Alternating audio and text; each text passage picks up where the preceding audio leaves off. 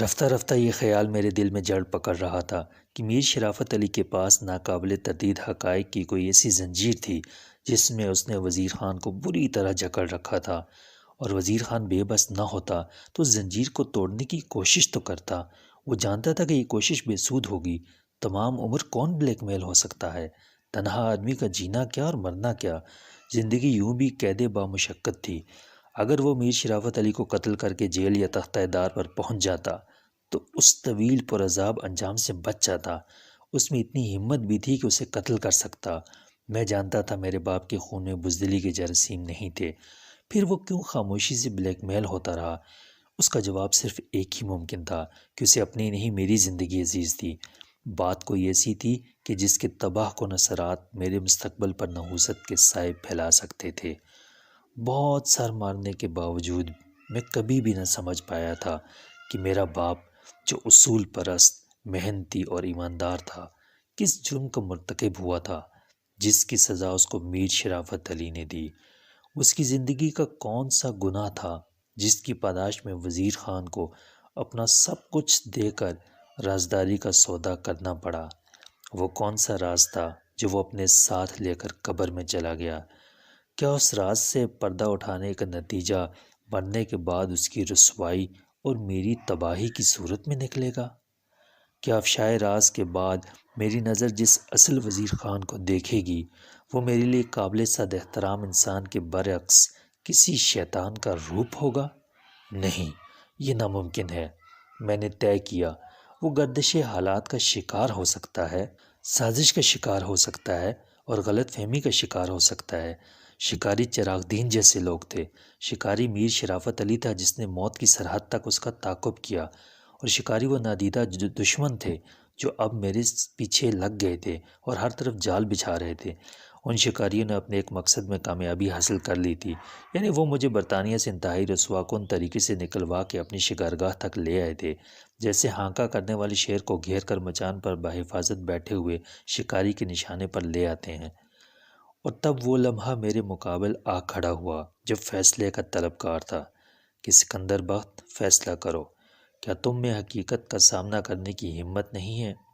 مرنے والے کی نیکی بدی اس کے ساتھ گئی، عرصہ محشر میں وہ اپنی فرد عمل خود پیش کرے گا، لیکن کیا تم انہیں معاف کر دو گے جو اس کے قاتل ہیں، جو اس کے ہر قطرہ خون سے کتنی مجبوری کا خراج وصول کرتے رہے؟ کیا تم آہوئے صیاد دیدہ کی طرف بھاگتے رہو گے؟ شکاری تو اب بھی تمہارے تعاقب میں ہیں اور اس وقت تک رہیں گے جب تک تمہارا وجود ان کے لیے باعث خطر ہے۔ وہ خود کو اسی وقت محفوظ خیال کریں گے جب تمہیں بھی شکار کر لیں گے۔ بولو، تم کیا ہو، شکار یا شکاری؟ میں نے اس لمحے کی آنکھوں میں آنکھیں ڈال کر کہا، میں شکاری ہوں، ان سب کا جو اب تک خود کو شکاری سمجھتے آئے ہیں۔ خبر دو انہیں کہ اب وہ میرا شکار ہیں۔ اب یہ کھلی جنگ ہے، وقت بتائے گا کہ شکاری کون تھا اور شکار کون۔ گربازی عشق کی بازی ہے، جو چاہو لگا دو ڈر کیسا۔ گر جیت گئے تو کیا کہنا، ہارے بھی تو بازی مات نہیں۔ یہی ہار جیت تو زندگی ہے۔ چاچا سلامت، میں نے گھڑی دیکھ کر کہا۔ شام ہو رہی ہے، مجھے ایک ٹرنک کال کرنا تھی اسلام آباد۔ شوق سے کرو، سلامت شاہ نے کہا۔ ٹیلی فون کوٹھی میں ہے، میں چوکیدار سے کہہ کے تالا کھلوا دیتا ہوں۔ تقریباً آدھے گھنٹے بعد محسن رضا نے چلا کر کہا، کون، کبیر داس؟ ابے تو آ گیا؟ کب آیا؟ آیا نہیں، لایا گیا ہوں۔ میں نے کہا، میں آج ہی پہنچا ہوں، مجھے ڈیپورٹ کر دیا گیا تھا۔ تیرے ڈیڈی نے تجھے کچھ نہیں بتایا؟ ڈیڈی نے؟ وہ حیران ہو کر بولا، کیا تو نے ان کو فون پر اطلاع دے دی تھی؟ نہیں، میں نے بات کو گول کر دیا، وہ خارجہ امور سے منسلک ہے نا، تو میں نے سوچا شاید سفارت خانے نے ان کو مطلع کر دیا ہو، میرا مطلب ہے ان کے محکمے کو۔ نہیں یار، محسن بولا، وہ تو خود بہت حیران ہوں گے سن کے، کیا حالات بہت بگڑ گئے تھے؟ ہاں کچھ ایسی ہی بات تھی، میں نے کہا۔ جہاز موسمی حالات کی خرابی کے باعث اسلام آباد میں نہیں اتر سکا اور لاہور آ گیا، ورنہ میں سیدھا تیرے پاس پہنچتا۔ بہت سی باتیں کرنی ہیں تجھ سے جو فون پر نہیں کی جا سکتی۔ میں کل پنڈی آ رہا ہوں، مری چلیں گے۔ مری؟ محسن رضا نے کہا۔ کوئی خاص کام ہے؟ ہاں، وہ تیرے بہنوئی ہیں نا، سی ڈین، وہ بھی وہیں ہیں اتفاق سے، میں نے کہا۔ مجھے مریم باجی کی اور ان کے بچوں کی قبر پر فاتحہ بھی پڑھنی ہے۔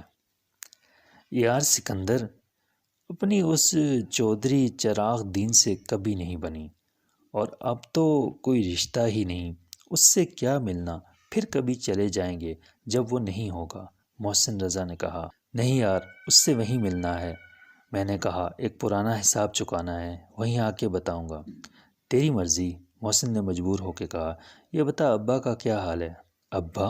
میں نے بے خیالی میں کہا۔ ان کے انتقال کو 1 ہفتہ ہو گیا سید محسن رضا۔ کیا؟ وہ چلایا۔ وزیر چچا مر گئے؟ کب؟ کیسے سکندر؟ میں آؤں گا تو سب بتا دوں گا محسن، مجھے بھی یہاں پہنچنے کے بعد ہی علم ہوا، اگر میں نہ آتا تو شاید کوئی بھی مجھے اطلاع نہ دیتا، میں نے دلزدہ لہجے میں کہا۔ دیکھ سکندر، تو مجھ سے گلہ کر رہا ہے، خدا کی قسم میرا وہ زخم ابھی تک بالکل مندمل نہیں ہوا ہے، اگر میں ٹھیک ہوتا تو ضرور ان سے ملتا، محسن نے کہا۔ چھوڑ محسن، میں تجھ سے کیا گلہ کروں گا، گلہ زیادہ سے زیادہ تقدیر سے کیا جا سکتا ہے، مگر اس سے بھی کیا حاصل؟ میں تو کہتا ہوں اچھا ہی ہوا کہ تو ان سے نہیں ملا، میں نے کہا۔ اب میں قبرستان جاؤں گا اور پھر میر شرافت علی سے ملنے جاؤں گا۔ کاروباری معاملات طے کرنے ہیں یا کوئی اور مسئلہ ہے؟ محسن نے پرتشویش لہجے میں کہا۔ مسئلہ کوئی نہیں، میں نے پرسکون لہجے میں کہا، اور ہے تو اتنا آسان نہیں کہ ایک ملاقات میں طے ہو جائے۔ سکندر، اس وقت تیرا دماغ ٹھکانے ہے یا نہیں؟ میری مان، تو ابھی سیدھا یہاں آ جا، میر شرافت علی سے ملنا ہو تو میرے ساتھ چلنا، تو اکیلا جائے گا تو نہ جانے کیا ہو جائے۔ کچھ بھی نہیں ہوگا محسن، میں نے کہا۔ کیا میری باتوں سے تجھے شبہ ہو رہا ہے کہ میں ہوش میں نہیں؟ ان حالات میں کوئی بھی ہوش میں ہونے کا دعویٰ نہیں کر سکتا، محسن نے کہا۔ مجھے خطرے کی بو محسوس ہو رہی ہے۔ پاگل کے بچے، ابھی وہ ٹیلی فون ایجاد نہیں ہوئے جن پر خوشبو بھی آنے لگے، آواز یا زیادہ سے زیادہ تصویر آ سکتی ہے، میں نے کہا۔ تو فکر نہ کر، میں صبح کی ریل کار سے آ رہا ہوں، خدا حافظ۔ میں نے ریسیور رکھ دیا۔ سلامت شاہ مجھے غور سے دیکھ رہا تھا۔ آپ سیٹھ صاحب کو پہلے سے جانتے ہیں؟ برخوردار اور تم سے اچانک آپ پر آ جانا اس کے رویے کی نمایاں تبدیلی تھی۔ ہاں بس ایسے ہی۔ اب تم میرے ساتھ قبرستان چلو گے سلامت چاچا؟ وہاں سے میں چلا جاؤں گا میر شرافت علی سے ملنے۔ یہ میر شرافت علی کون ہے؟ تمہارے ابا کا کوئی دوست؟ سلامت شاہ نے کہا۔ دوست؟ میں نے کہا۔ یہ لفظ تو بہت بدنام ہو گیا ہے سلامت چاچا۔ دشمن جو سامنے آ کے وار کرتا ہے اس دوست سے تو اچھا ہوتا ہے جو دوستی کا فریب دے کر مارے، مگر یہ بات تمہارے سمجھنے کی نہیں ہے۔ قبرستان جاتے ہوئے میں نے سلامت شاہ سے کہا کہ وہ فی الحال بینک کے لاکر کی چابیاں بھی اپنے پاس رکھے، کیونکہ وراثت کا سرٹیفکیٹ حاصل کیے بغیر میں لاکر نہیں کھول سکوں گا۔ صندوق کے بارے میں بھی اسلام آباد سے واپس آ کے طے کروں گا کہ کیا کرنا ہے۔ میرا سب سامان یہیں رہے گا اور میں صرف ایک بریف کیس لے کر جاؤں گا۔ خیال یہی ہے کہ 2 دن میں لوٹ آؤں، چنانچہ کپڑوں کے 2 جوڑے بہت ہوں گے۔ البتہ صبح صبح ریل کار پکڑنے کے لیے اسٹیشن پہنچنے کا مسئلہ ہوگا۔ وقت پر آنکھ کھل گئی تو کوئی مسئلہ نہیں، اسٹیشن تک پیدل بھی چند منٹ کی مسافت ہے۔ سلامت شاہ نے کہا کہ وہ فجر کی نماز کے لیے الارم کے بغیر اٹھتا ہے، مجھے بھی اٹھا دے گا۔ اس نے چراغ دین سے میرے تعلق کے بارے میں پھر پوچھا تو میں نے بتا دیا کہ محسن جو میرا بچپن کا دوست ہے، چراغ دین اس کا بہنوئی تھا۔ سلامت شاہ نے حیرانی کا اظہار کیا کہ وزیر خان نے کبھی یہ نہیں بتایا۔ میں میانی صاحب کے قبرستان سے نکلا تو شام کا بوجھل اندھیرا رات کے گہرے دھندلکے میں ڈھل رہا تھا۔ میں اب بہت پرسکون تھا، لیکن یہ سکون اس خاموشی کی طرح تھا جو کسی طوفان کا پیش خیمہ ہوتی ہے۔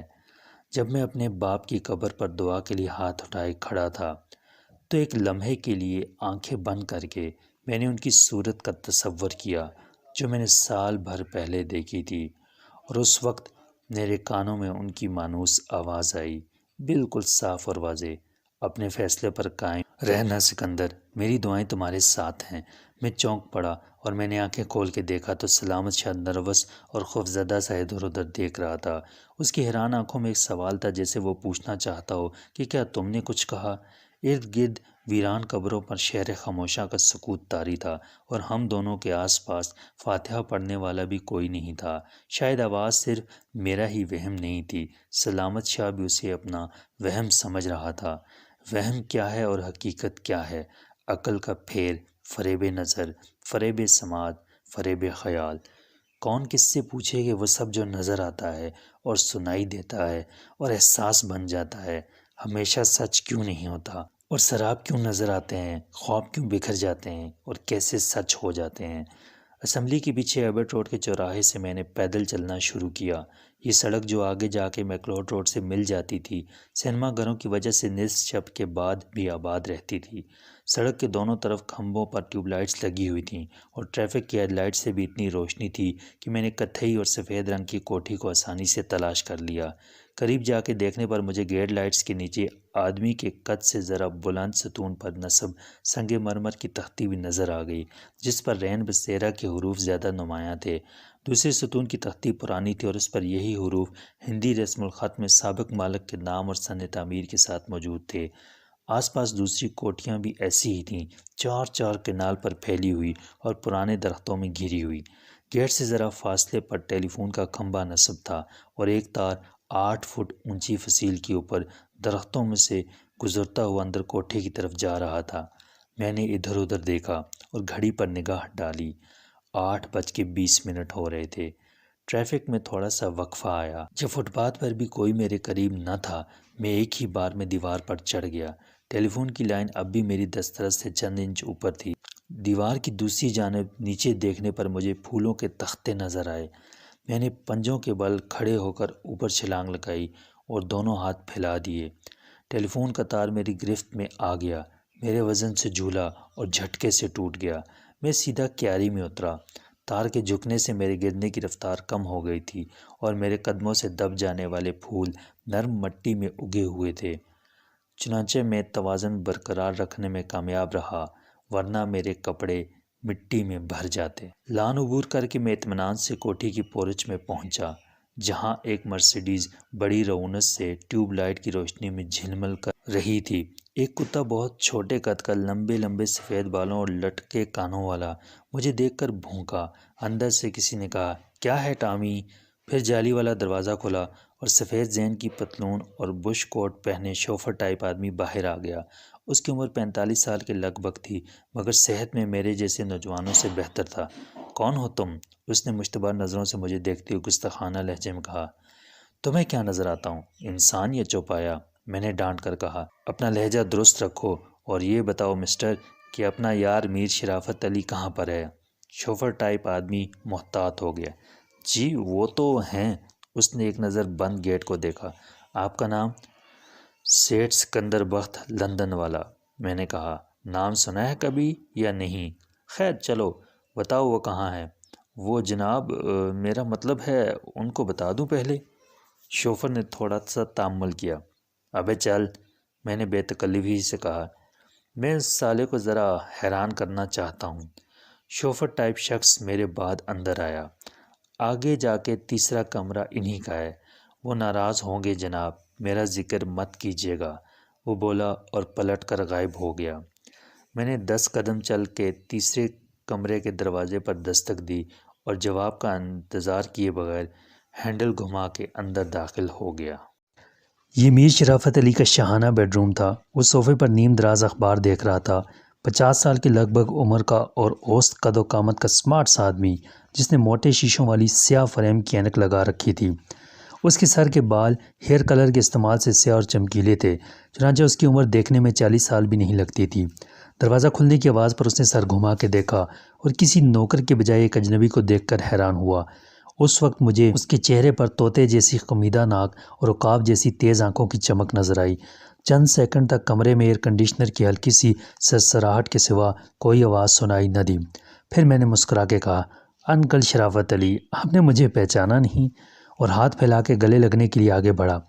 میر شرافت علی کی صورت پر ناگواری کے آثار زیادہ نمایاں ہو گئے۔ اس نے ہاتھ بڑھا کے مجھے روک لیا اور صرف ہاتھ ملانے پر اکتفا کی۔ یہ مسافہ بھی مجبوری کے تحت یک طرفہ کارروائی تھی۔ کون ہیں آپ؟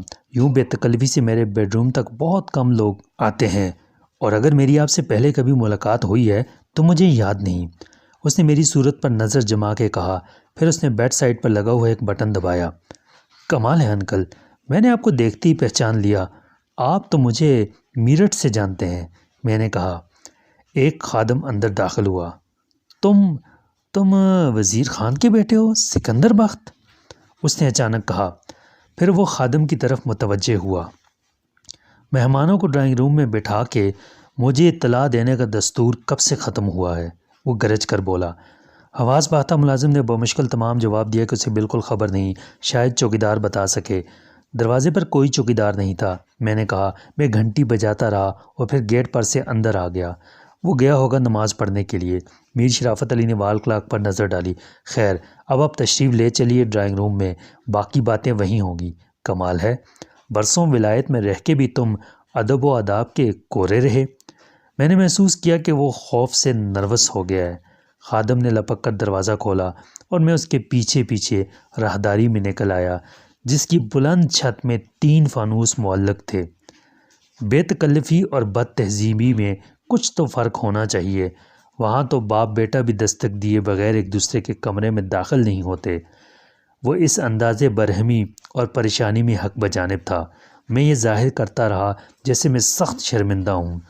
ڈرائنگ روم پہلا دروازہ تھا اور وسیع و عریض ہال تھا جس میں قدم رکھتی سامان آرائش میں نوادرات کی کثرت حیران کرتی تھی۔ خادم نے ایک بٹن دبا کے 4 وال لائٹس روشن کر دیں، پھر درمیان کا عظیم الشان فانوس جلایا، ایئر کنڈیشنر آن کیا اور دبے پاؤں قالین پر بلی کی طرح چلتا نکل گیا۔ بیٹھو اور بتاؤ کب آئے تم؟ میر شرافت علی نے صوفے کی طرف اشارہ کیا، لیکن میں دوسری طرف بیٹھ گیا۔ میں آج ہی آیا ہوں۔ میں نے دونوں ہاتھوں کو آپس میں رگڑا اور ادھر ادھر دیکھا۔ اپنے والد سے نہیں ملے ابھی؟ اس نے میرا خوشگوار موڈ دیکھ کر اندازے کی بنیاد پر کہا۔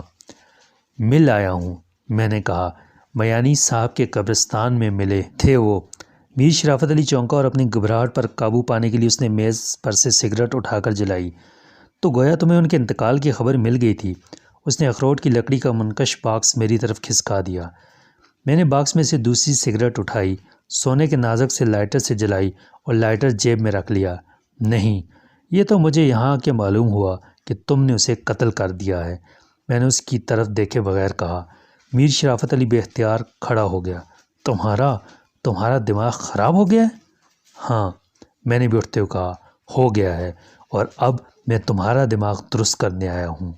اس نے ایک قدم پیچھے ہٹ کر دیوار پر لگی کال بیل کی طرف دیکھا جو میرے پیچھے تھی، چنانچہ اس کی دسترس میں نہ تھی، اور پھر چلا کر کسی کو بلانے کے لیے منہ کھولا، مگر میں نے ایک جس میں اس کی گردن دبوچ لی۔ اس کا بدن میرے ہاتھوں کی گرفت میں لرزنے لگا اور خوف سے اس کا چہرہ لاش کی طرح سفید ہو گیا۔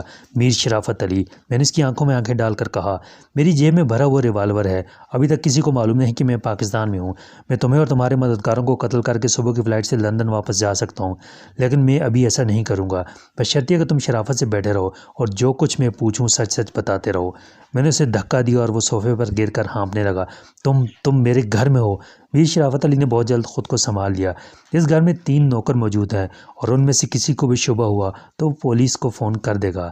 میں نے نفی میں سر ہلایا۔ تمہارا فون خراب ہے، اور اس بات کا خیال تم خود رکھو کہ اندر کوئی نہ آنے پائے، ورنہ یہ ممکن ہے کہ میں انتہائی اقدام پر مجبور ہو جاؤں۔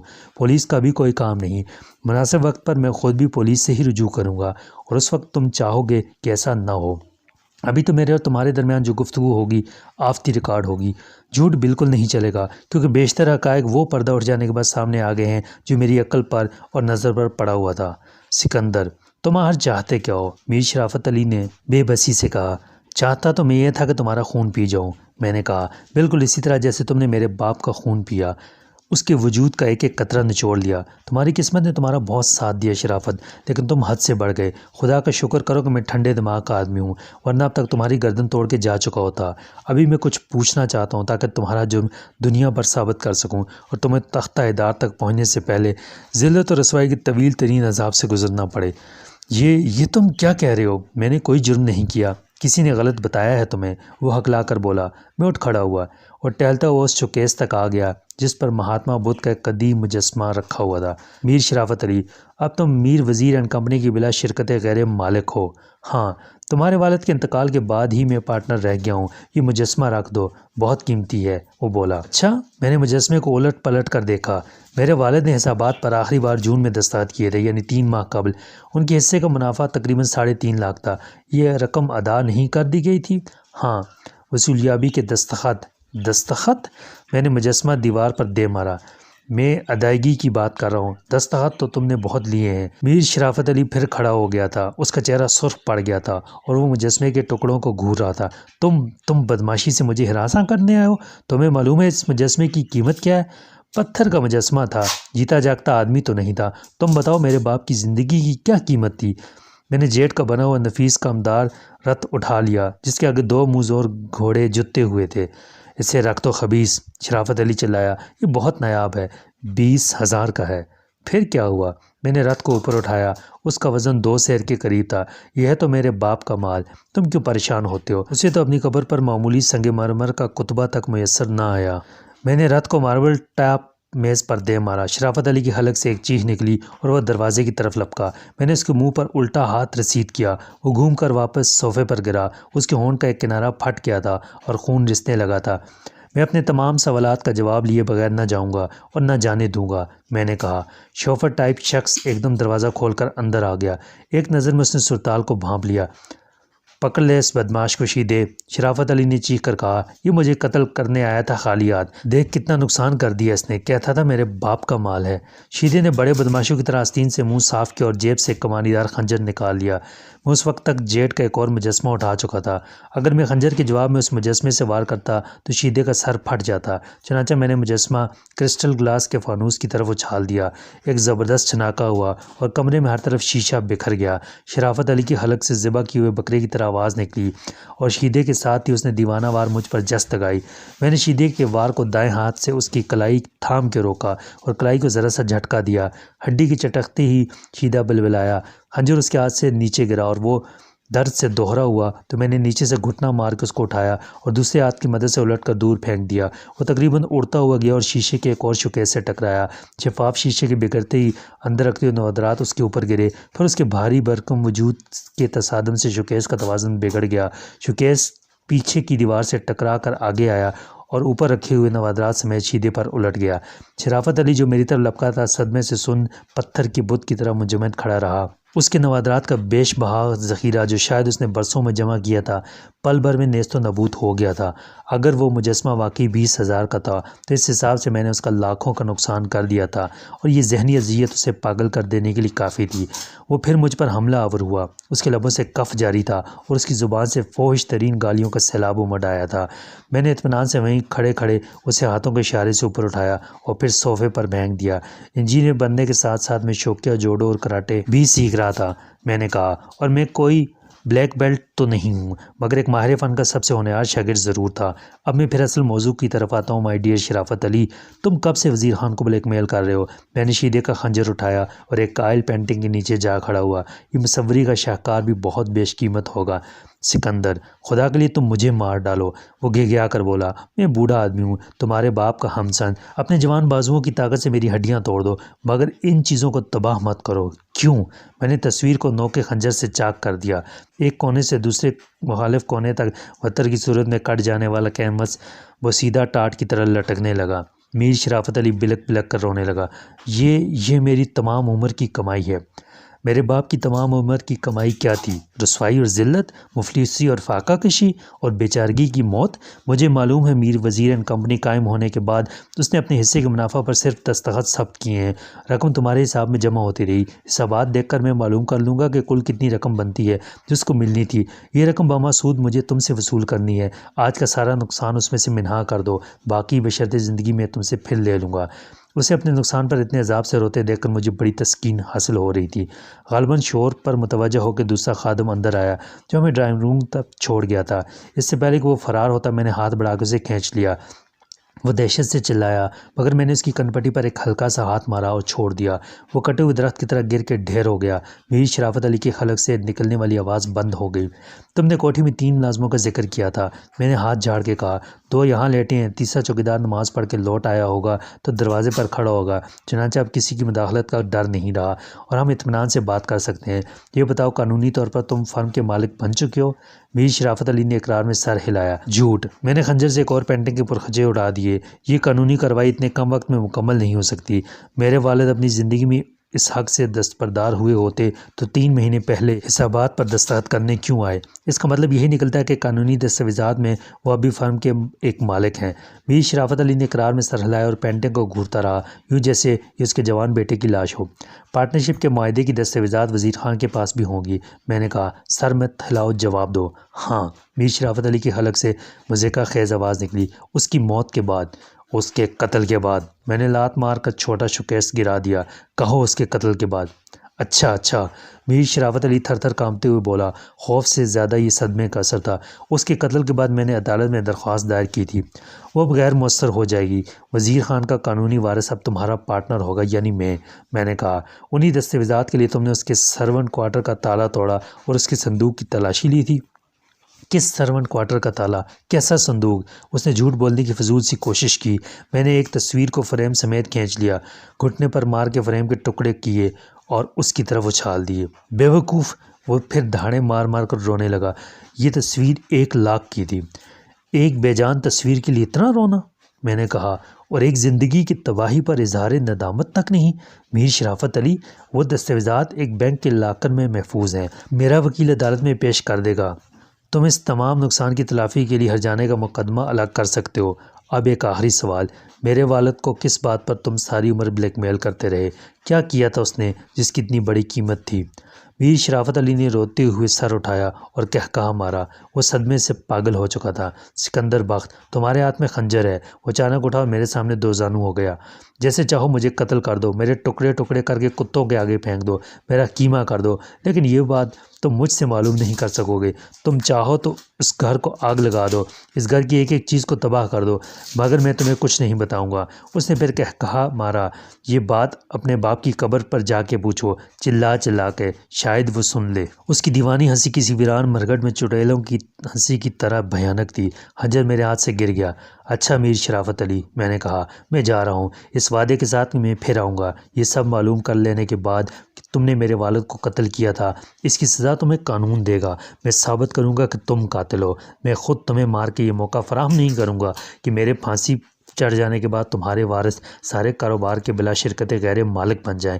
میں تمہارا پارٹنر ہوں اور مجھے تم سے اپنا آبائی قرض وصول کرنا ہے۔ میں نے دروازہ کھولا اور باہر آ گیا۔ باہر آنے کے بعد میں نے ڈرائنگ روم کا دروازہ باہر سے بند کیا اور بیرونی دروازے سے گزر کر پورچ میں پہنچا۔ اطمینان سے چلتا ہوا گیٹ تک گیا جہاں اب چوکیدار موجود تھا۔ اس نے ادب سے مجھے سلام کیا اور گیٹ کھول دیا۔ پریشانی کی کوئی بات نہ تھی۔ میر شرافت علی کی چیخنے چلانے کی آواز گیٹ تک نہیں پہنچ سکتی تھی اور وہ فون کر کے پولیس کو طلب نہیں کر سکتا تھا۔ باہر نکل کے میں نے میکلوڈ روڈ کا رخ کیا۔ یہاں لوگوں کی بھیڑ بھاڑ اب کم ہو گئی تھی کیونکہ آخری شو شروع ہو چکے تھے۔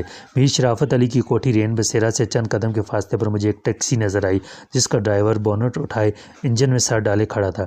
بھائی ماڈل ٹاؤن تک جانا ہے، میں نے کہا۔ جانا تو اس وقت ہوگا جناب علی جب گاڑی جائے گی، وہ سر نکال کے بولا۔ تم؟ میں نے اس اتفاق پر حیران ہو کے کہا۔ ابھی تک گاڑی دھکے پر چل رہی ہے؟ اب تو دھکے پر بھی نہیں چل رہی ہے جناب علی، اچھی بو نہیں کی تھی آپ نے، وہ پھر انجن میں غرق ہو گیا۔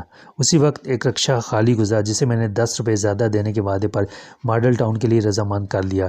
رات کے وقت ایک رکشہ ٹیکسی والے ادھر ادھر جاتے ہوئے گھبراتے تھے، عموماً انہیں خالی واپس آنا پڑتا تھا اور لوٹنے کا ڈر الگ رہتا تھا۔ 10:30 بجے میں سی ڈین کی کوٹھی کے دروازے پر اترا اور دگنا کرایہ بتانے والے میٹر سے بھی 10 روپے زیادہ دے کر حقوی حصے کے سروٹ کوارٹر میں پہنچا تو سلامت شاہ کھانا لیے بیٹھا تھا اور میرا انتظار کر رہا تھا۔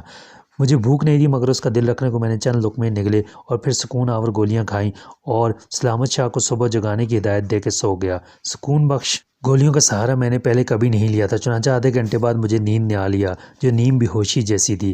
صبح سلامت شاہ نے مجھے فجر کے وقت جگایا تو میری آنکھیں نیند سے بوجھل تھی اور بدن تکان سے ٹوٹ رہا تھا۔ میں نے بغیر دودھ کی چائے کے 2 کپ پی اور بریف کیس اٹھا کے روانہ ہو گیا۔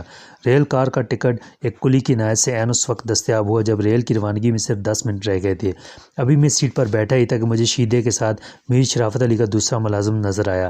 میرا ماتھا ٹھنکا مگر اس سے پہلے کہ میں اٹھتا دونوں جانب سے پولیس اندر آ گئی۔ یہی ہے وہ شخص، انسپکٹر نے شیدے کو مخاطب کر کے کہا۔ جی سر، شیدے نے کہا اور دوسرے ملازم کی طرف دیکھا۔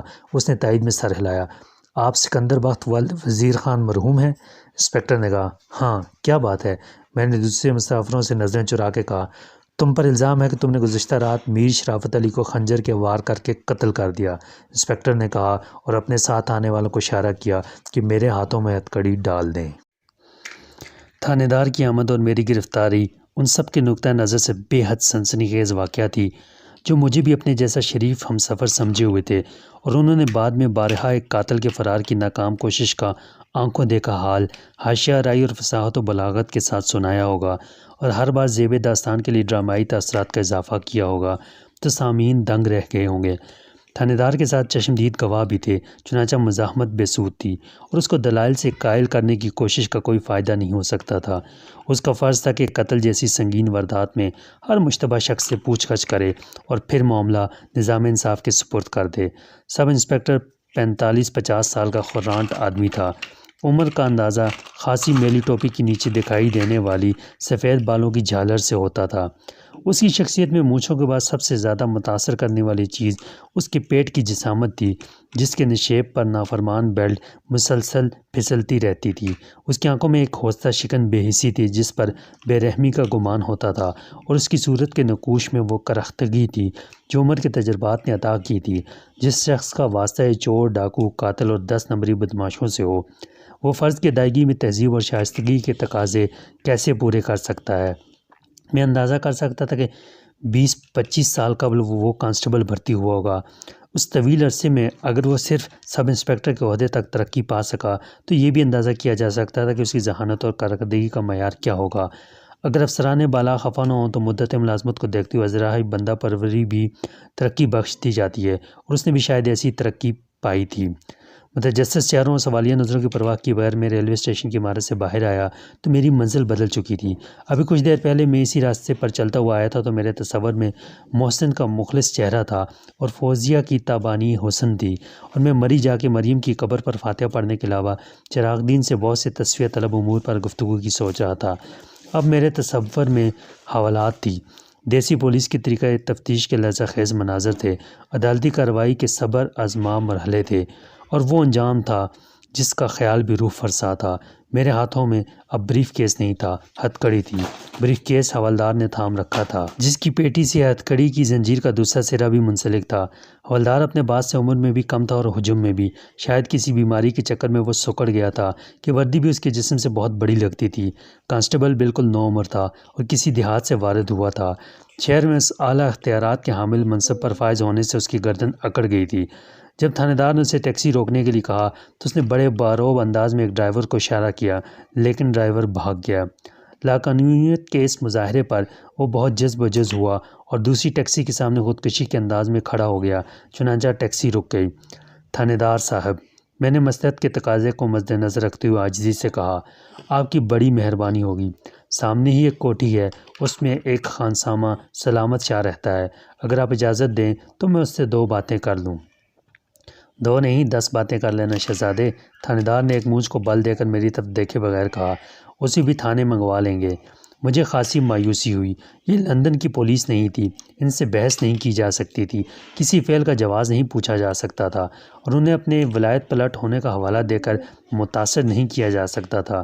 اپنے تعلیم یافتہ ہونے کا ذکر ان کو جاہل کہنے کے مترادف تھا، اور ولایت کی بات کرنا ان کے احساس محرومی میں اضافہ کرنا تھا، جو مختلف قصبوں کے تھانوں کے علاوہ کہیں نہیں گئے تھے، اور سب تھانے اتنے ہی بیزار کن اور ہولناک ہوتے ہیں کہ اس ماحول میں 20-25 سال گزارنے والا ان ملزموں کو خوش قسمت سمجھتا ہوگا جو چند دن حوالات میں یا چند برس جیل میں کاٹ کے رہا ہو گئے۔ بندہ دیکھ لیا نا چنگی طرح، تھاندار نے ٹیکسی کے اگلے دروازے سے خود کو سیٹ پر گرانے کے بعد کہا۔ یہ نہ ہو بعد میں وقت پڑ جائے، چل پتر تو رکشہ پھڑ لے۔ یہ آخری جملہ 5ویں سواری یعنی ٹیکسی روکنے والے جانباز کانسٹیبل سے کہا گیا تھا۔ او جی تھانے دار صاحب، غلطی کیسے ہو سکتی ہے؟ چشمدید گواہ نے یقین کامل سے کہا۔ اس بدماش نے تو کل رات اپنا بھی کھانا خراب کر دیا تھا۔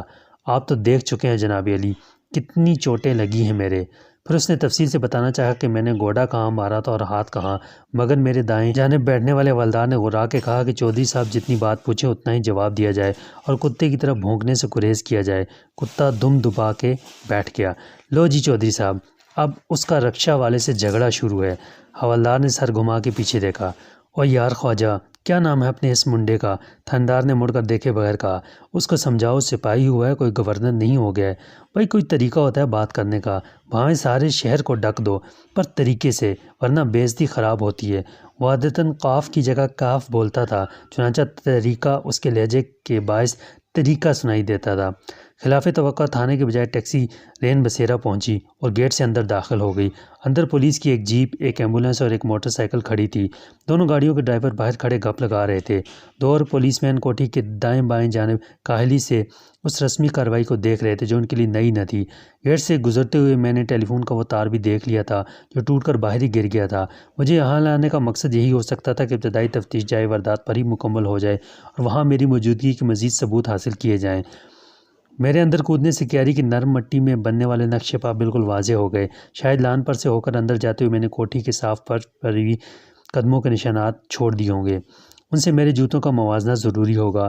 فنگر پرنٹ تو میں نے اس خنجر کے دستے پر بھی چھوڑے تھے جو میں نے ایک حملہ آور سے چھینا تھا اور روغنی تصویر کا کینوس پھاڑنے کے لیے استعمال کیا تھا۔ مجھے اچھی طرح یاد تھا کہ جانے سے پہلے میں نے وہ خنجر خود ہی قالین پر پھینک دیا تھا۔ اس وقت میں یہ تصور بھی نہیں کر سکتا تھا کہ میرے جانے کے بعد کوئی میر شرافت علی کو قتل کر دے گا اور حالات و واقعات، ثبوت اور گواہ سب مل کر قانون کی نظر میں مجھے مجرم بنا دیں گے۔ ڈرائنگ روم کی بجائے مجھے سامنے والے دروازے سے ایک ایسے کمرے میں لے جایا گیا جو مہمانوں کا بیڈ روم بھی تھا اور مقتول میر شرافت علی کا پرائیویٹ آفس بھی۔ دائیں جانب مسیری پر ایک شکن بھی نہ تھی مگر سیاہ ورمیکا والی سائیڈ ٹیبل پر گرد کی تہہ تھی جس سے اندازہ ہوتا تھا کہ مدت سے اس بیڈ کو کسی نے استعمال نہیں کیا۔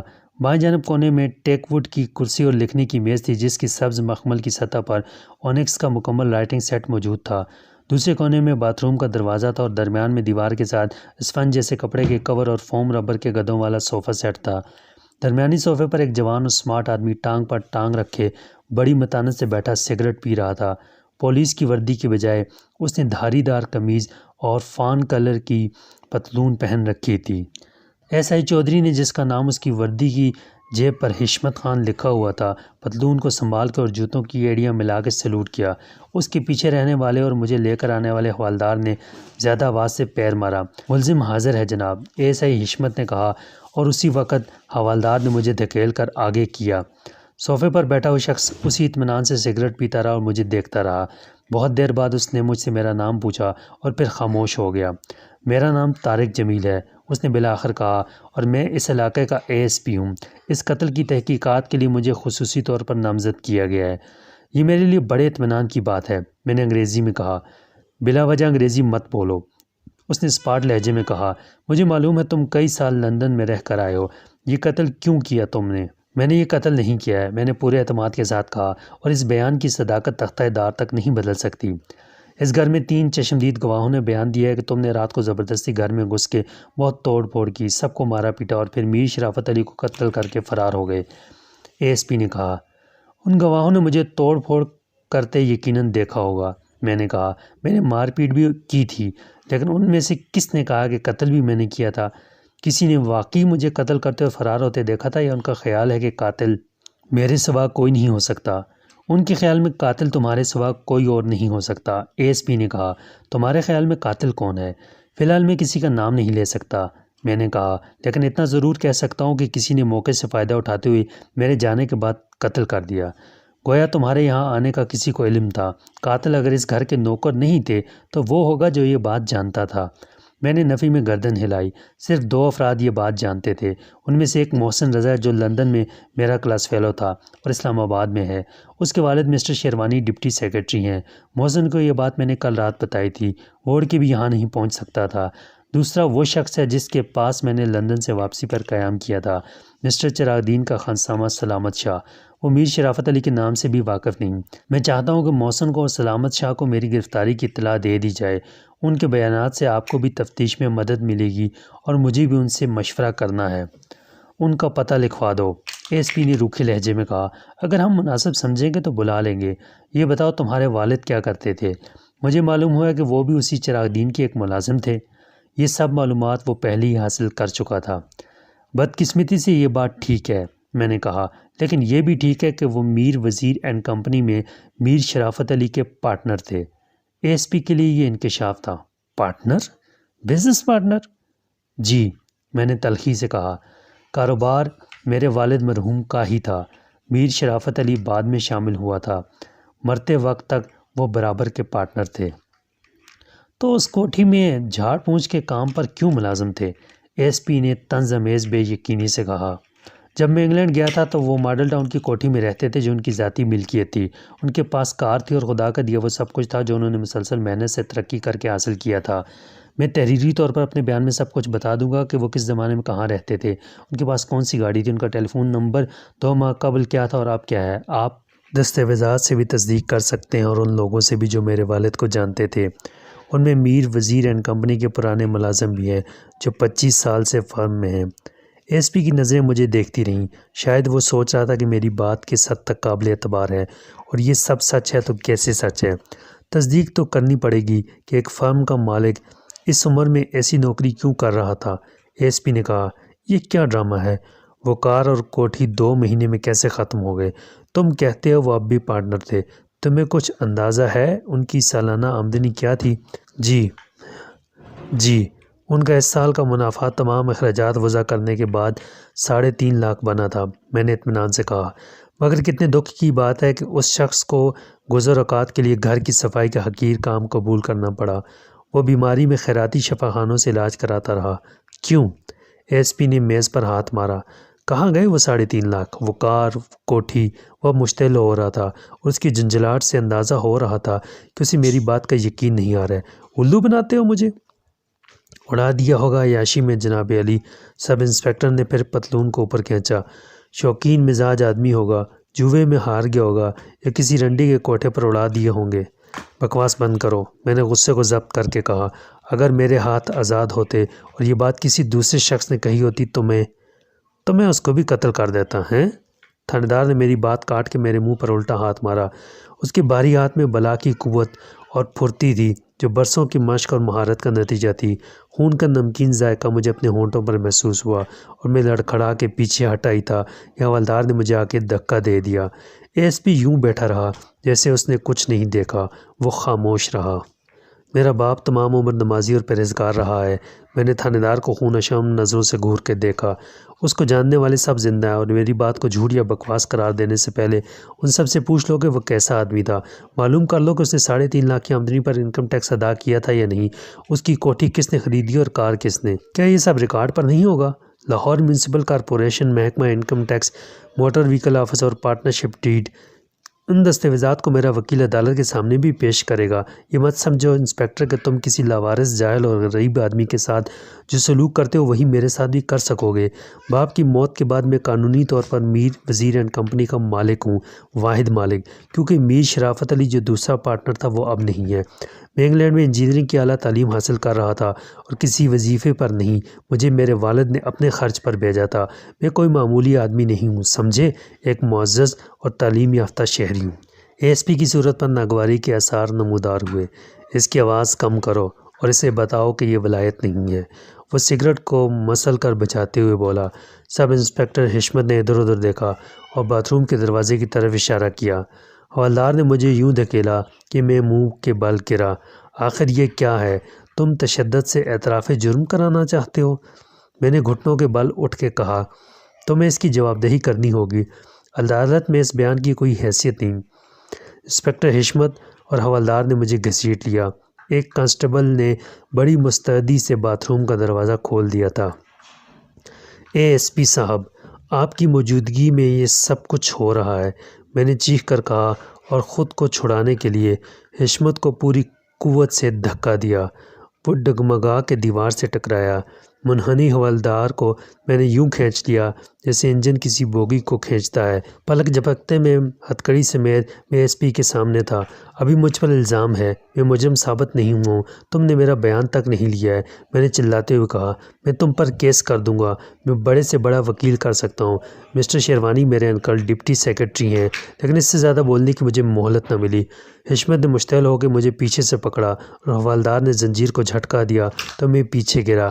میرا سر بیڈ کے کنارے سے لگا اور میری آنکھوں کے سامنے اندھیرا چھا گیا۔ وہ مجھے مردہ کتے کی طرح گھسیٹتے ہوئے لے گئے۔ گالیوں کی بچھاڑ کے ساتھ میرے جسم پر حوالدار کے خشک اور سخت لکڑی جیسے ہاتھ اور سب انسپکٹر حشمت کے گز جیسے ہاتھ بھی مسلسل پڑ رہے تھے۔ باتھ روم کا دروازہ بند کر کے انہوں نے ہتھکڑی سے پیچھے بندھے ہوئے ہاتھوں کو پانی کے نل سے باندھ دیا۔ اس وقت میں ہوش میں آ چکا تھا اور ذلت امیز سلوک پر غصے سے پاگل ہو کے پولیس والوں کو ان سے بڑھ کر گالیوں اور خطرناک نتائج کی دھمکیاں دے رہا تھا، لیکن وہ اس کے عادی تھے اور میں بے بس تھا۔ حوالدار نے بڑی پھرتی سے کونے میں رکھی ہوئی ٹین کی بالٹی اٹھائی اور میرے سر پر ٹوپی کی طرح الٹ کر رکھ دی۔ میرا منہ گردن تک بالٹی میں غائب ہو گیا۔ اب میرے چلانے کی آواز اسی بالٹی میں گونج رہی تھی اور میرے کانوں تک بھی یوں پہنچ رہی تھی کہ خود میں بھی دبے دبے شور میں کسی لفظ کو واضح طور پر نہیں سن سکتا تھا اور نہ وہ سن سکتے تھے۔ کتے ہمارے افسروں کے سامنے بونگتا ہے؟ انسپکٹر حشمت نے میرے پیٹ میں مکہ مارا۔ میں درد کی شدت سے دوہرا ہو گیا۔ دھمکی دیتا ہے کیس کرنے کی؟ اس نے چند مغلظات کا اضافہ کیا اور تابڑ توڑ میرے پیٹ پر مکے مارے۔ اعلان کیا کہ وہ عدالت میں لے جائے بغیر میری قبر تھانے کے احاطے میں بنا سکتے ہیں جہاں فرش کے نیچے ان گنت مردوں کے ڈھانچے ہیں۔ آج تک کسی کو نہیں معلوم کہ پولیس کی حوالات سے فرار ہو کے وہ کہاں گئے۔ ابھی تک میرا حوصلہ برقرار تھا، چنانچہ میں بالٹی کے اندر سے چیختا رہا کہ اب سے بیجا اور تشدد کے الزام میں ان سب کو نوکری سے ہاتھ دھونے پڑیں گے اور ایک بے گناہ کو قتل کا مجرم بنانے کی اس غیر قانونی کوشش کا خمیازہ جیل جا کے بھگتنا پڑے گا وغیرہ وغیرہ۔ پھر حوالدار نے میری پتلون اتارنے کی کوشش کی اور میں نے اس کی ایک لات رسید کی۔ وہ بلبلا کے فرش پر لڑک گیا، لیکن اس کے بعد میرے پاؤں بھی باندھ دیے گئے اور ان دونوں نے مل کر میرے کپڑے اتار دیے۔ میری ہمت جواب دینے لگی۔ اپنی حالت کے تصور نے مجھے خود اپنی نظر میں رسوا کر دیا۔ میں کوئی معزز قانون پرست شہری یا شریف آدمی نہیں تھا۔ پولیس کے لیے میں صرف ایک قاتل تھا اور کسی طرح بھی ایک ہسٹری شیٹر بدماش کے ساتھ ہونے والے سلوک سے بہتر سلوک کا مستحق نہ تھا۔ اچانک بالٹی پر کسی ڈنڈے کی ضرب پڑی اور ٹین کی چاردیواری میں اس کا شور بم کے دھماکے سے زیادہ محسوس ہوا۔ میرے کان سائیں سائیں کرنے لگے اور میرا دماغ سن ہو گیا۔ پھر دوسری بار بالٹی پر ڈنڈا پڑا اور اس کے بعد بالٹی کوٹنے کا عمل تیز ہو گیا۔ شور سے میرا دماغ پھٹنے لگا۔ خدا کے لیے بس کرو، میں چلایا، مگر اس شور میں میری آواز دب کے رہ گئی۔ ہر ضرب بالٹی کی بجائے مجھے اپنے سر پر محسوس ہو رہی تھی اور میرے کان کے پردوں کی درد کی شدت میں اضافہ ہوتا جا رہا تھا۔ میں دیوانہ وار چیخنے لگا اور اچھلنے لگا، مگر میرے ہاتھ بہت مضبوط زنجیر کے ساتھ لوہے کے نل سے بندھے ہوئے تھے۔ اب میں ان کو خدا رسول کے واسطے دے رہا تھا، وعدہ کر رہا تھا کہ کوئی بدتمیزی نہیں کروں گا، ان کی ہر بات مانوں گا اور کوئی دھمکی نہیں دوں گا، لیکن وہ ایک نہیں سن رہے تھے۔ مجھے یقین تھا کہ بہت جلد میرے دماغ کی کوئی رگ پھٹ جائے گی اور وہ مجھے واقعی تھانے کا فرش کھود کے گاڑ دیں گے۔ ابھی تک ریل کار میں جانے والے مسافروں کے سوا کسی کو میری گرفتاری کا علم نہیں تھا۔ یہاں جو کچھ ہو رہا ہے اس کی گواہ صرف 4 افراد ہیں، ایک ایس پی، ایک سب انسپکٹر، ایک حوالدار اور ایک کانسٹیبل۔ محسن یا سلامت شاہ کو کچھ خبر نہیں۔ یکلخت وہ شور تھم گیا۔ میں نے محسوس کیا کہ میرا سارا جسم لرز رہا ہے اور میں اپنے پیروں پر سیدھا کھڑا نہیں رہ سکتا۔ میں نیچے گر گیا تھا، لیکن زنجیر سے بندھے ہوئے ہاتھوں کے باعث فرش پر نہیں لیٹا تھا، بلکہ سر جھکائے رکوع کی حالت میں جھول رہا تھا۔ اعصاب پر دماغ کا کنٹرول ختم ہو جانے کے باعث میرے لبوں سے ٹوٹے پھوٹے مبہم الفاظ رک رک کر یوں نکل رہے تھے جیسے میری زبان پر فالج کا اثر ہے۔ جب بالٹی میرے سر پر سے ہٹائی گئی تو مجھے دنیا کو پہچاننے میں بڑی دقت پیش آئی۔ مجھے اندازہ تھا کہ میرا سر کدھر ہے اور میرے پیر کدھر ہیں، فرش نیچے ہے یا اوپر، اور چھت بار بار نیچے آ رہی ہے یا فرش اوپر اٹھ رہا ہے۔ حوالدار نے مجھے دوبارہ کپڑے پہنائے تو میرے ہاتھ پیر قابو میں نہ تھے۔ پھر آہستہ آہستہ میرے حواس بحال ہونے لگے اور میں سہارے سے سیدھا کھڑا ہو گیا۔ سب انسپکٹر حشمت خان کچھ دور کھڑا مونچھوں کو بل دے رہا تھا اور حسب عادت پتلون کی بیلٹ سنبھالنے میں لگا ہوا تھا۔ والدار نے میرے ہاتھوں کو پانی کے نل سے بندھی ہوئی زنجیر کھول کے آزاد کیا، مگر کمر کے پیچھے ہتھ کڑی سے باندھے رکھا۔ کیوں شہزادے؟ سب انسپکٹر حشمت خان نے کہا۔ آواز کچھ کم ہوئی؟ سمجھ آ گئی ہے کہ یہ ولایت نہیں ہے؟ میں نے بمشکل تمام اقرار میں سر ہلایا۔ وہ باتھ روم کا دروازہ کھول کے مجھے باہر لے آئے۔ ایس پی بدستور اسی پوز میں بیٹھا سگریٹ کے کش لگا رہا تھا اور تازہ تازہ اخبار دیکھ رہا تھا۔ بند کمرے کے دروازے کے باہر پولیس کے کسی آدمی یا میر شرافت علی کے ان 3 نوکروں کے سوا کوئی نہیں ہو سکتا تھا جو سب کے سب صفِ دشمناں میں شامل تھے۔ چنانچہ میری فریاد و فغاں بے اثر رہی تھی۔ یس مسٹر سکندر بخت، ایس پی نے متانت امیز خوش دلی سے کہا۔ کیا حال ہے اب؟ ولایت کا نشہ کچھ اترا؟ I am so sorry sir.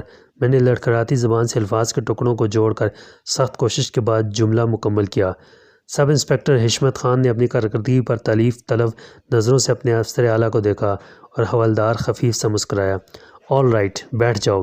اس نے لکھنے کی میز کے ساتھ پڑی ہوئی کرسی کی طرف اشارہ کیا۔ میں کرسی پر گر پڑا اور لمبے لمبے سانس لینے لگا۔ کسی نے ہاتھ بڑھا کے پانی کا ایک گلاس میرے لبوں سے لگا دیا۔ میں سسڑ سسڑ کر کے آدھا پانی پیا اور آدھا گرا دیا، مگر اس سے میری حالت میں نمایاں تبدیلی آئی۔ میری آنکھ اس منظر کو واضح طور پر دیکھنے لگی جو پیش نظر تھا۔ میرے کان ہر لفظ کو سننے اور سمجھنے لگے۔ میرے ذہن نے صورتحال کی سنگینیوں کو قبول کرنا شروع کیا اور مجھ پہ حقیقت روز روشن کی طرح عیاں ہونے لگی کہ میں برطانوی پولیس کی تحویل میں نہیں ہوں اور یہاں کا قانون جو کتابوں میں لکھا ہے مجھے کوئی تحفظ فراہم نہیں کر سکتا، کیونکہ ہم ذہنی طور پر اب بھی آزاد نہیں اور دھن دھاندلی یا دھونس کے حربے قانون کی بے بسی کا آج بھی مذاق اڑاتے ہیں۔ قانون تو آدمی خود اپنے آپ پر نافذ کرتا ہے۔ قانون تو اپنا ضمیر ہے اور جو اپنی ضمیر کی آواز کا احترام نہیں کر سکتا وہ قانون کی آنکھوں میں دھول جھونکنے کے جائز اور ناجائز سب طریقے اختیار کر سکتا ہے۔ میں اذیت رسانی کے ان بھیانک طریقوں سے واقف تھا جو کسی میڈیکل رپورٹ سے ثابت نہیں کیے جا سکتے تھے۔ مسٹر سکندر بخت، کیا تم کسی عدالت میں ثابت کر سکتے ہو کہ ہم نے تم پر تشدد کیا ہے؟ ایس پی نے کہا۔ میں نے نفی میں گردن ہلا دی۔ انہوں نے ابھی صرف ایک نمونہ پیش کیا تھا تاکہ میں قائل ہو جاؤں، وہ اس سے کہیں زیادہ کرنے کے اہل تھے۔ ویری گڈ، تم نے بہت جلد بات سمجھ لی، ایس پی نے کہا۔ اب ایک اور بات سمجھنے کی کوشش کرو۔ یہاں 3 افراد نے یہ بیان دیا ہے کہ تم چوکیدار کی عدم موجودگی میں دیوار پر سے کودے اور اندر آئے۔ تمہارے فٹ پرنٹ سے یہ بات ثابت ہوتی ہے۔ اندر آ کے تم پہلے زبردستی میر شرافت علی کے بیڈ روم میں گھسے اور پھر اس کے ساتھ ڈرائنگ روم میں گئے، تو وہاں تم نے بہت سے نوادرات کو تباہ کیا، شور سن کر آنے والے 2 خادموں کو مارا۔ اس وقت تمہارے ہاتھ میں ایک خنجر تھا جس سے تم نے متعدد تصاویر پھاڑ دیں اور پھر اسی خنجر کے وار سے میر شرافت علی کو قتل کر کے نکل گئے۔ میر شرافت علی نے مرنے سے پہلے پولیس کو ٹیلی فون کیا تھا، بتایا تھا کہ ایک شخص جس کا نام سکندر بخت ولد وزیر خان ہے اچانک لندن سے آ گیا اور اس نے کوٹھی میں گھس کے بہت ہنگامہ کیا، لاکھوں کے نوادرات کا نقصان کیا۔ اس نے گھر کے 2 ملازموں کو بھی بہت مارا جو شور سن کے جان بچانے آئے تھے۔ اس کے ہاتھ میں ایک خنجر تھا اور اس پر خون سوار تھا۔ اس نے جاتے جاتے قتل کی دھمکی بھی دی تھی۔ میر شرافت علی نے اس اندیشے کا اظہار بھی کیا تھا کہ سکندر بخت گیا نہیں ہے، بلکہ ممکن ہے وہ کوٹھی کے آس پاس کہیں چھپا ہوا ہو۔ تھانے سے اسے کہا گیا تھا کہ وہ باضابطہ رپورٹ لکھا دے تو مزید کارروائی کی جا سکتی ہے، اور شرافت علی نے کہا تھا کہ پہلے وہ ملازمین کے لیے ڈاکٹر کو طلب کرے گا، پھر موقع ملتے ہی پولیس اسٹیشن آ جائے گا۔ لیکن اس کے ساتھ ہی فون کا سلسلہ منقطع ہو گیا اور رپورٹ لکھنے والے کا خیال ہے کہ اس نے کچھ چیخنے چلانے یا کراہنے کی آوازیں سنی تھیں جو غالباً ریسیور کے لٹکے رہ جانے سے سنائی دی ہوں گی۔ رات کے 2:30 بجے سب انسپکٹر حشمت خان گشت سے واپس آیا تو یہ بات اسے بتائی گئی اور وہ 3:30 بجے جائے واردات پر پہنچا تو ایک ملازم کو ہوش آنے لگا تھا، مگر شرافت علی کی لاش خون میں لت پت شکستہ اور تباہ شدہ سامان کے درمیان پڑی تھی۔ لاش پر خنجر کے 6 زخم تھے اور خنجر دل کے مقام پر پیوست تھا۔ خوش قسمتی سے تھانے کے محرر کو شرافت علی نے یہ بتا دیا تھا کہ تم کہاں مقیم ہو اور اس نے پتہ نوٹ کر لیا تھا۔ حشمت بیگ اس پتے پر پہنچا تو معلوم ہوا کہ تم چند منٹ پہلے ریلوے اسٹیشن جا چکے ہو۔ تم چاہو تو میو ہسپتال جا کے لاش کو دے سکتے ہو۔ بجلی کی طرح میرے ذہن میں ایک خیال آیا۔ میں نے شرافت علی کو یہ کب بتایا تھا کہ میں سلامت شاہ کے پاس ٹھہرا ہوں؟ جناب والا، میں نے اپنی زبان کی لکنت پر قابو پانے کی کوشش کرتے ہوئے کہا، لاش کو چھوڑیے، کیا مجھے ایک بات پوچھنے کی اجازت ہے؟ ایس پی نے سر ہلایا۔ I don't mind. میر شرافت علی کا پیغام کس نے وصول کیا تھا اور کتنے بجے؟ میرا لہجہ کمزور تھا مگر ایک غیر متوقع بات نے مجھے نیا اعتماد عطا کر دیا تھا۔ نائٹ ڈیوٹی پر موجود ایک محرر نے اے ایس پی نے کہا، رات کے 1 بجے قتل غالباً 1 اور 2 بجے کے درمیان ہوا۔ کیا وہ محرر میر شرافت علی کی آواز پہچانتا تھا؟ میں نے کہا، اور اس نے چیخنے کرانے کی جو آوازیں سنی وہ شرافت علی ہی کی تھی؟ Naan sense, A S P نے کہا، کیا اس نے غلط سنا تھا؟ یس سر، اس نے بالکل غلط سنا تھا۔ رات 9 بجے سے پہلے جب میں اس گھر کے اندر داخل ہوا تھا تو میں نے باہر کی دیوار کے اوپر سے آنے والا ٹیلی فون کا تار توڑ دیا تھا۔ میر شرافت علی یہاں سے فون کر ہی نہیں سکتا تھا، میں نے کہا۔ اے ایس پی کی صورت کا تاثر یکلخت بدل گیا۔ وہ کچھ دیر میری صورت کو گھورتا رہا اور کچھ سوچتا رہا، پھر اس نے سب انسپکٹر حشمت کی طرف سوالیہ نظریں اٹھائیں۔ حشمت خان، کیا ٹیلی فون کی لائن ٹوٹی ہوئی ہے؟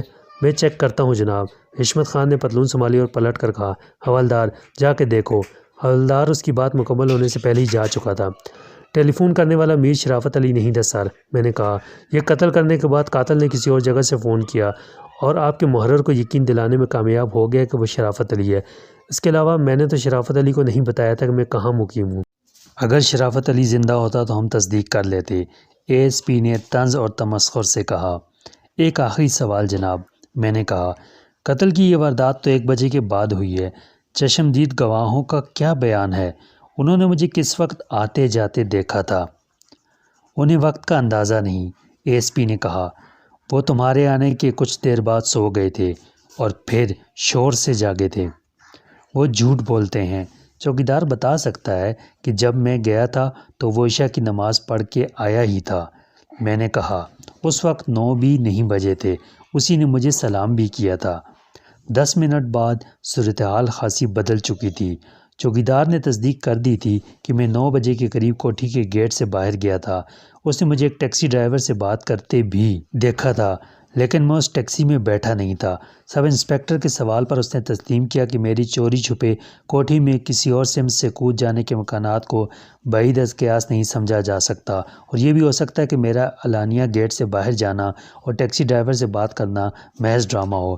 تاہم حوالدار کی رپورٹ نے اے ایس پی کو مزید الجھن میں ڈال دیا۔ ٹیلی فون کی لائن ایک ایسی جگہ سے ٹوٹی تھی کہ تار کا وہ حصہ جو کوٹھی کے اندر لان پر سے اور درختوں میں سے گزرتا تھا اب بھی سلامت نظر آتا تھا۔ اس کو کسی درخت کی شاخ نے گرنے نہیں دیا تھا۔ نسبتاً چھوٹا ایسا دیوار کے باہر پول کے ساتھ لٹکا ہوا تھا۔